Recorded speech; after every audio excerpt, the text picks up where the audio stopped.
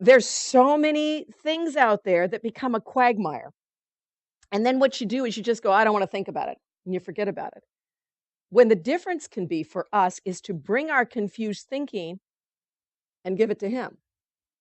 Let him show us the truth. Why can we do that? Because that's our reality anyway.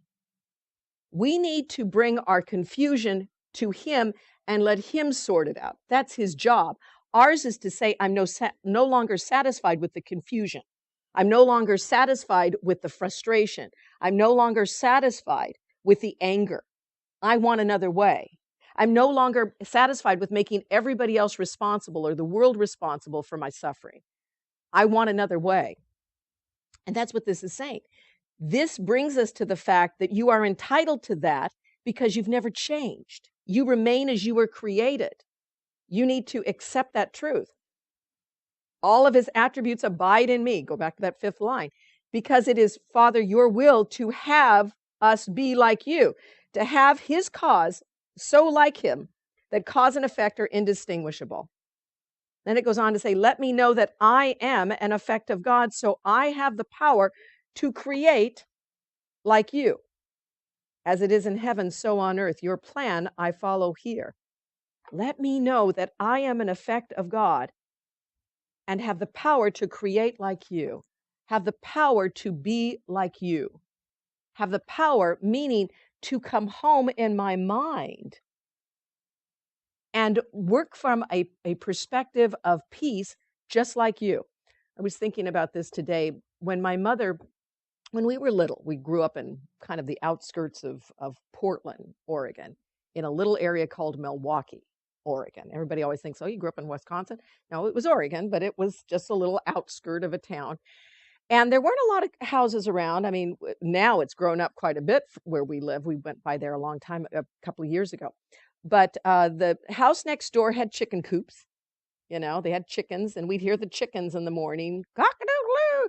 And the neighbors had, 2 boys that, looked like it was Tom Sawyer type of thing. I mean, it was just jungle all around. It was just jungle where we lived. So we would go out, my brother and I'd go out and we'd play and you just play with everybody and play out in the jungle and get poison oak and, all that other stuff. And when my mother was ready for us to come home, she'd whistle. Now, it wasn't one of these big woo kind of whistles. It was, she pursed her lips and had this beautiful tone, and it would just be doo doo, like a thing like that. I could hear it. You wouldn't think that it would cut through the sounds, but it did. We could hear it no matter where we were.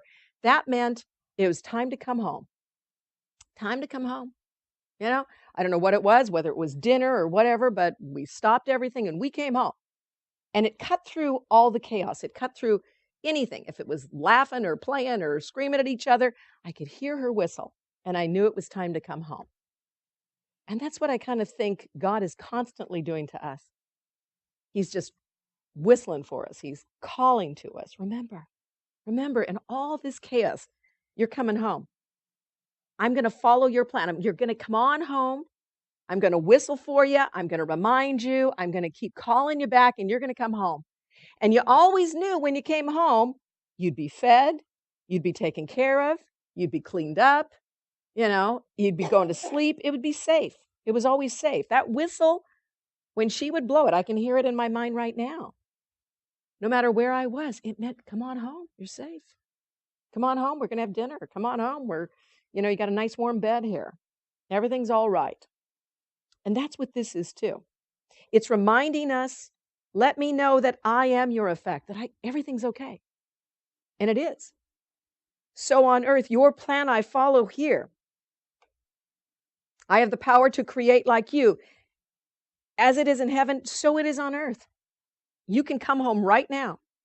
Your plan I am going to follow here. And in the end, I know it's telling us I'm going to gather all my effects into the tranquil heaven of your love where earth will vanish and all separate thoughts will unite in glory as the Son of God. And you think, oh, that's my end of my body. No, it's the end of your separate thinking. It's this awareness that no matter what chaos is going on in the world, you can come home and you are safe. Nothing can harm you in any way. That's how much God loves you. Calling us home all the time with these thoughts. You are forever an effect of God. Remember your truth. And when you know your truth, you have great strength in that. You know, when we were kids and we were out playing, we'd hear that whistle to come home, everything was going to be okay, right? You were strong enough to get home. Didn't matter what was going on. You'd be taken care of when you got home. Everything would be all right when you got home. And that's the same as it is right now. We sometimes feel lost. We feel afraid. We feel scared. But it's time to come on home because it's okay. Everything will be fine. Everything will be healed and whole. But we've got to have that knowing in our minds that the answer is always there. I am forever an effect of God. I can never be separated from that truth. Every answer you need is there. Every help you need is there. Every solution you're looking for is there. We need to know that. It says, let us today behold earth disappear. And that's not just saying, it's going to be gone. It's some apocalyptic thing is going to happen and earth is going to disappear. What this means is the world of pain and suffering shall disappear and we shall know the truth.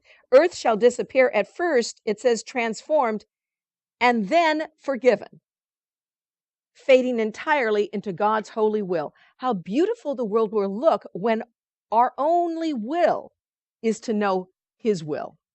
Our only desire is to know His love. Our only goal is to know His peace.